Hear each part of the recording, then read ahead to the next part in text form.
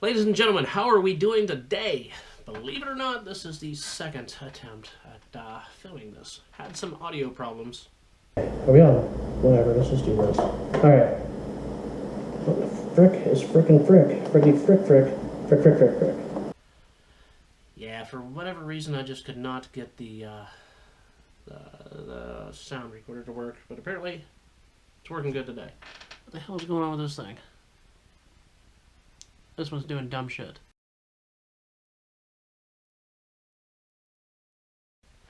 One of the cameras is being stupid up here. Regardless, we're here to talk about the Xiegu X-5105. I'm pretty proud of myself for saying it that way because for whatever reason I keep wanting to say the X-105, which kind of sounds a little bit like a 1950s fighter jet or experimental plane or something, you know, the Air Force doing secret stuff and Roswell and I don't know, Nero Run or something. Remember that stupid stuff. Anyway, this radio is an all mode HF plus 6 meter transceiver that is QRP. I have no idea how big the battery is in it, though it does seem to last for quite a while. I'll explain why I don't know here in a minute. CW, AM, FM narrow, upper lower sideband, and it even has a PSK decoder in it, which is freaking awesome. This little radio is something that I've wanted for a long time, and it is comparable to the Xiegu FT818 November Delta. There's a couple differences here, and we're going to talk about those in a second, so hang on. So if you're into QRP radio, this is a cool radio to have. I wouldn't necessarily recommend it for your very first radio. I mean, you kind of need to understand how propagation works and the power and the low power, high power, and time of day sort of thing. So as a QRP radio, you're not going to make those big contacts that you will with a standard out-of-the-box 100-watt radio, like the ICOM 7300 or the Xiegu FT991A, which is another very, very popular radio. The Xiegu and the Xiegu little QRP radios here, it's more of a challenge to make contacts. If you haven't experimented with QRP, it is a different world. What really matters the most is your antenna. Now, if you have a good antenna, you're gonna be at the mercy of the propagation, and that's just the way it goes with any antenna, unless you're sort of line of sight with UHF, because then you can pretty much punch through anything. This little Xiegu radio, let me turn around here. And it shows my call sign and my, let me turn this down. Where's the volume? Yeah, there's a volume up, down. Right here, let's just turn it all the way down. There's no antenna on it, so it doesn't really matter. We're not really going to be picking up anything. First off, huge screen. Absolutely wonderful screen when compared to the Xiegu 818 November Delta. I don't really want this to be a comparison video, but I kind of have to compare it. The pros and cons. Which one I like better? I like them both, but there's pros here, there's cons here, so you know, we'll figure it out. Huge screen that you can see in daytime. When the sun is shining super bright, you can still see it, and you can change how long it stays on, and you can change the intensity. And the backlit buttons are something that's really, really cool. I really love those features. The dial is awesome. It doesn't stick out, and it clicks on each step. Now you can change your step just by moving the button. You know, you can move clear over to here. You know, you can bang right through there. You can move up to here. Like you can, it's that quick.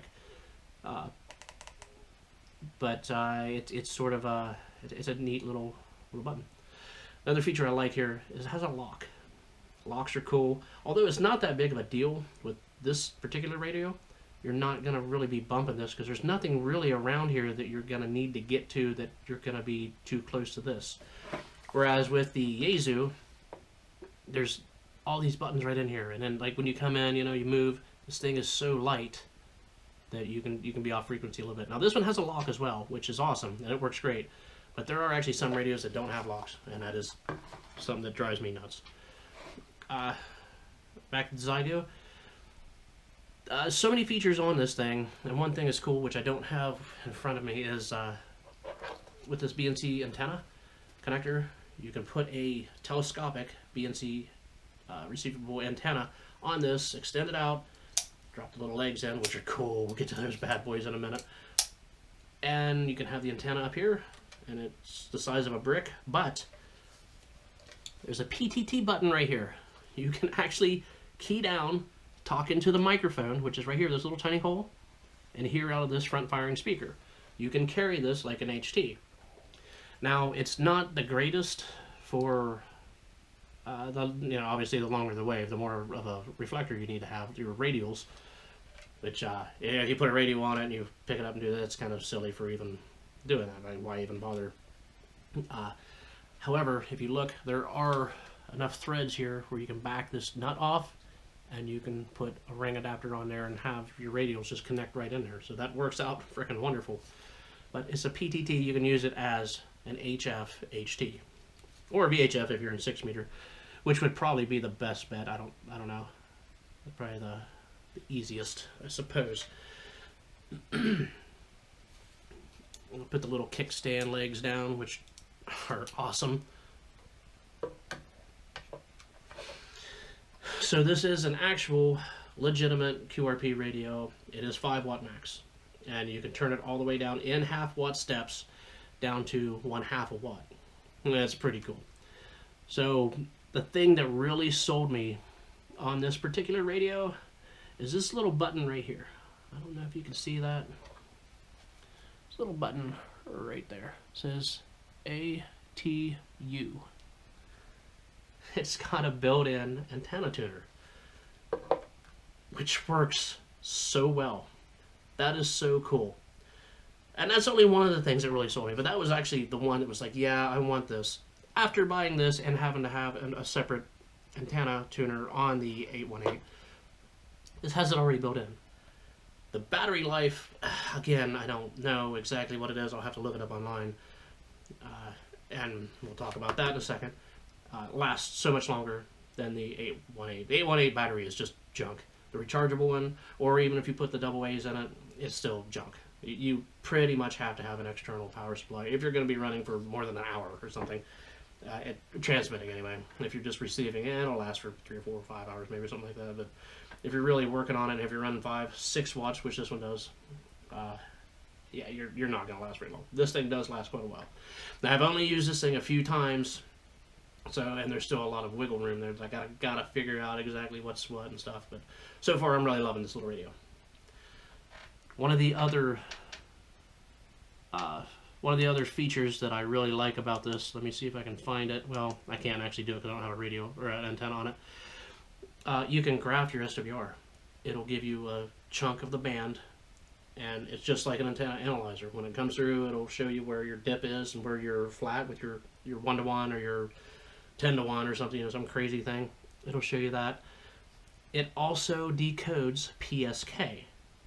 I haven't messed with that yet. I've seen videos of people doing that, and that looks freaking awesome. It can't encode and transmit. However, it can transmit as the workhorse only if you're using your computer with, say, FL-Digi, plugged into the radio out through your antenna, just like you would with a normal radio. You can do that with this. You can do that with this. This decodes by itself, which is really, really cool. There are 2 menu steps. It's a short press and a long press. Short press gives you those 4 selections down here on the bottom. 1, 2, 3, 4. If you press menu, it goes on to the next one. Well, of course, this one doesn't have anything, but you can go to your digital modes. There's your SWR graph, and it goes into everything else. Just whatever you decide to go through, that's fine. But if you long hold menu, you go into the sort of more advanced menu, where you can kind of change everything around and set your key, set your tone, and there's also the full band and the ham band. So you can be just locked right into the ham radio band itself, or you can even listen to shortwave if you felt like doing that.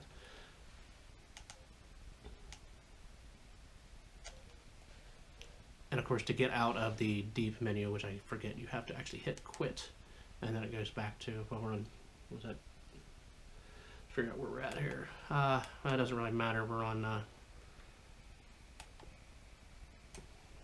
we don't have an antenna in it anyway. So another thing I don't like about it is the PTT button actually being there. You can lock it out, I think, or you can toggle it so it's on or off, or it's only on while you're holding it down and it lets go just like a normal HT. So that's kind of a weird thing. I don't like it because if I don't have an antenna on here and I accidentally hit that PTT button, I'm transmitting without an antenna, and that's not good for any kind of final. That will burn out any transistors like that if it's laid down for a while. Like if I set this thing down, it fell and landed on that PTT button, it probably would cook the transistors, the final transistors. So the big thing about this radio, what I really, really like about it, is that it's a radio. It's fun. It's something fun to do, and I just love anything with ham radio. Now, let's just turn her off here, and it says bye. The problem with this radio is the manual. Now, where I got it, it's shipped straight from China. I do believe there are places where you can get language that is not squiggly scratchy. I think you can find some places that you can actually read what is being said on here. I know Xiegu has its own website. I will be going there and probably just downloading the manual itself. This is the warranty. Oddly enough, the warranty is English and Chinese. Oh, that's a different thing. I never really mess with warranties. Maybe I should. Maybe I should with this thing since it is Chinese made.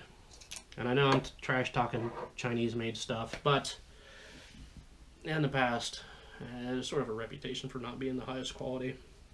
Japanese radios really have the market cornered for quality. Until this thing looks pretty rugged. One thing I don't necessarily like about it, another thing, there's a few things, but another thing that I don't necessarily like is it is aluminum. The case is aluminum. When I'm using my paddle or CW, I can stick it right on top of the Xiegu. It's magnetic. It has magnets on the bottom and it sticks right to this. It's like a carbon, apparently, the metal. This is all aluminum, and magnets don't stick to aluminum, so I have to. That's another thing, and one little thing that I have to deal with, which isn't really that big of a deal. So that's it for now. We're gonna be doing the Chameleon Impasse 2.0 whenever the rain stops in like a week or something. We're gonna be using both these radios out there, banging around on CW and doing some phone contacts and kind of just putting them through the test. It might be a few weeks until that video is actually out. There may be little videos here and there in between regarding this whole thing, but the big test, I kind of want to run it pretty hard. So we're going to just see which one works out the best, I suppose. So that is it for now, folks. Thank you for watching. If you haven't already, consider subscribing. Kind of helps the channel out. And, you know, the little bell thing if you want notifications, that sort of thing.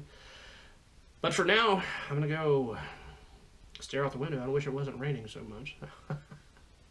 Thanks for watching, and as always, have a good one.